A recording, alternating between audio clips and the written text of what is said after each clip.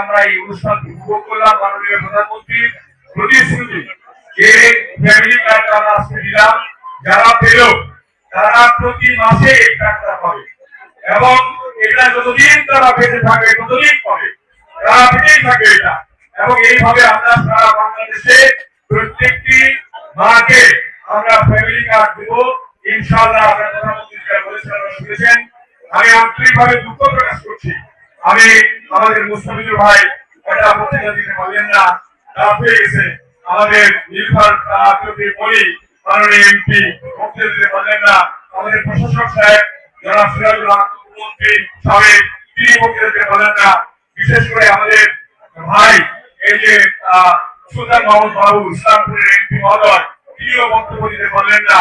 আমাদের সবচেয়ে স্ত্রী বক্তব্য দিতেন আজকে রেডি হয়েছিলেন কিন্তু বক্তব্য দিতে পারলেন না শাহ মোহাম্মদ ওয়ারিস আলী মামুন, আমাদের জামালপুরের এমপি তিনিও করব। আমাদের যারা এই কষ্ট করে আমাদের এই আইন শৃঙ্খলা বাহিনী পুলিশ বাহিনী যারা আমাদেরকে আজকে সুরক্ষিত রাখলেন তাদেরকেও আমি ধন্যবাদ জানাই। এবং আমাদের এই সাগর অনুষ্ঠানের অন্তপক্ষে আপনারা পরে যদি এই অনুষ্ঠান পরে দেয় আমরা একটি বা তিনটি সাগর আমরা দিয়ে আমরা প্রত্যেকটি পরিবারকে স্বাবলম্বী করতে চাই। বক্সিগঞ্জ, দেওয়ানগঞ্জ, মাদারগঞ্জ, মেলান্দ, ইসলামপুর, জামালপুর, সরিষাবাড়ি এইখানে আমরা 5 জনে আমরা কিন্তু নির্বাচিত হয়েছি।